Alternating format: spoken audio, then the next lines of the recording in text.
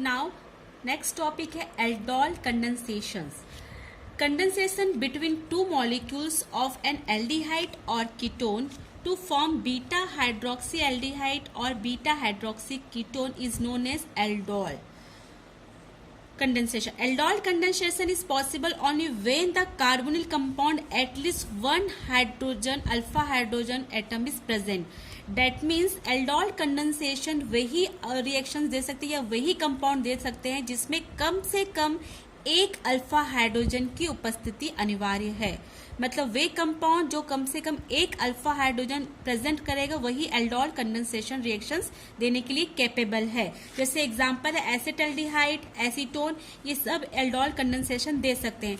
जैसे सच example aromatic aldehyde, formaldehyde, ये aldol condensation नहीं दे सकते, ये नो रिएक्शंस, क्योंकि इसमें अल्फा हाइड्रोजन एब्सेंट है. ठीक है, अब हम देखते हैं एल्डोल कंडेंसेशन कैसे होते हैं. Two molecules of N aldehyde या कीटोन. तो मैंने यहाँ दो मॉलिक्यूल लिया है एल्डिहाइड का, CH3 C double bond OH. Acetaldehyde है, एसिटाल्डिहाइड है, यहाँ पर अल्फा हाइड्रोजन, ये जो है आपका फंक्शनल ग्रुप है, इससे जुड़ा हुआ जो एडजेसेंट पोजीशन पे कार्बन उसको बोलते हैं अल्फा कार्बन, और इससे जो जुड़ा हुआ हाइड्रोजन इसको बोलते हैं अल्फा हाइड्रोजन. तो यहाँ पर अल्फा हाइड्रोजन प्रेजेंट है. तो अल्फा हाइड्रोजन कंटेनिंग एल्डिहाइड के टू मॉलिक्यूल्स हम यहाँ पर लेंगे.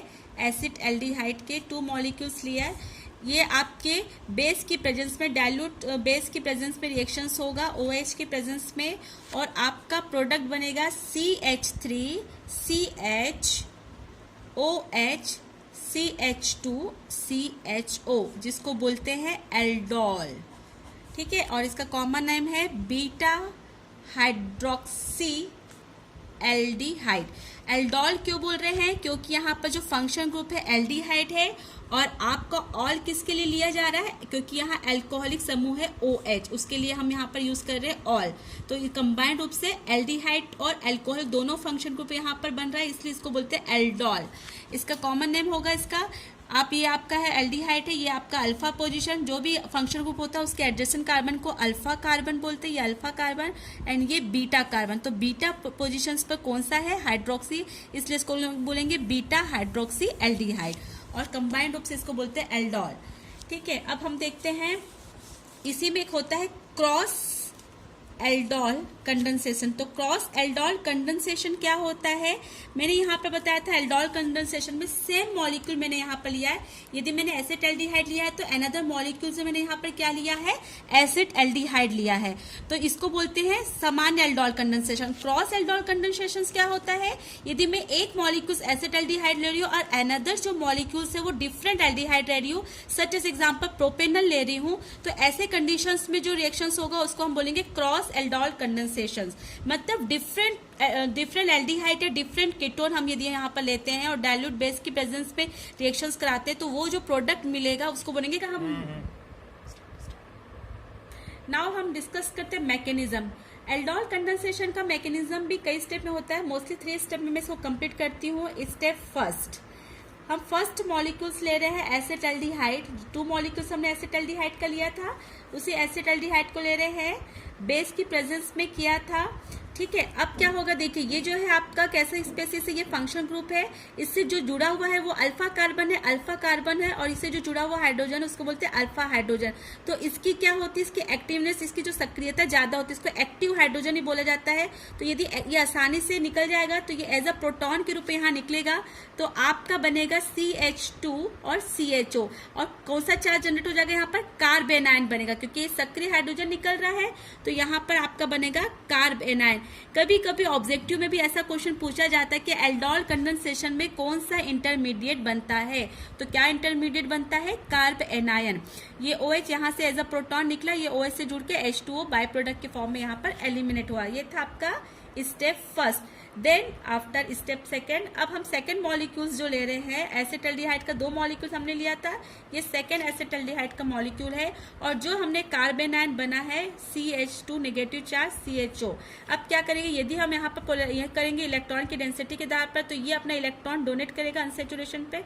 यहाँ पर कौन सा चार्ज आ जाएगा? नेगेटिव चार्ज आ जाएगा, और यहाँ पर कौन सा चार्ज जनरेट हो जाएगा? Positive charge. इलेक्ट्रॉन की डेंसिटी कम हो जाएगी, कौन सा चार्ज हो जाएगा यहाँ पर? पॉजिटिव. ये पॉजिटिव पॉजिटिव चार्ज, ये नेगेटिव चार्ज यहाँ पर क्या करेगा आपका अटैक करेगा। ये इसको मैं स्केच पेन से करती हूँ, यहाँ पर अटैक करेगा। क्यों अटैक करेगा? क्योंकि यहाँ पर पार्शियल पॉजिटिव चार्ज यहाँ पर आ जाएगा।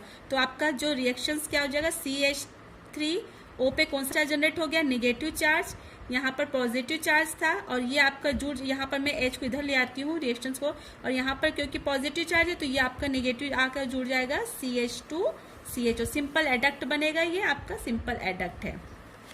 नाउ स्टेप 3, इसको मैं लिख लेती हूँ, CH3CO पे negative charge, H CH2 CHO। अब एज अ प्रोटॉन फिर यहाँ पर रिएक्शन को प्रोटोनेशन की क्रिया होगी। प्रोटोनेशन कहाँ पर हो जाएगा आपका, जहां पर नेगेटिव चार्ज, ये आसानी से हो जाएगा, और आपका प्रोडक्ट हो जाएगा CH3COH, ये प्रोटॉन जुड़ जाएगा, H CH2 और CHO।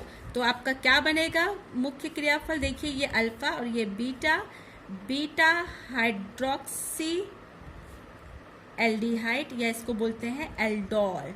इस प्रकार से एल्डोल कंडेंसेशन होता है। इसका मैकेनिज्म बहुत शॉर्ट है, एक बार मैं रिपीट करती हूँ।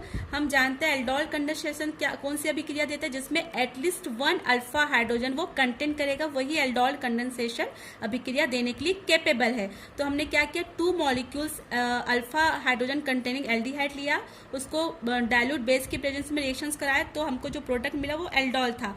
उसका मैकेनिज्म, फर्स्ट मॉलिक्यूल को एसिटाल्डिहाइड को लिया, ये क्योंकि सक्रिय हाइड्रोजन है, एक्टिव हाइड्रोजन आसानी से ये क्या हो जाएगा, निकल जाएगा एज अ प्रोटॉन के फॉर्म में। तो यहाँ पर क्या बनेगा, कार्बन आयन बना। ये कार्बन आयन जो है सेकंड जो मॉलिक्यूल है एसिटाल्डिहाइड का, उससे रिएक्शंस करेगा, एडक्ट बनाएगा। ये एडक्ट में प्रोटोनेशन की क्रिया होगा और आपका final product beta hydroxy aldehyde हमको प्राप्त होगा। Now this topic is completed. Thank you.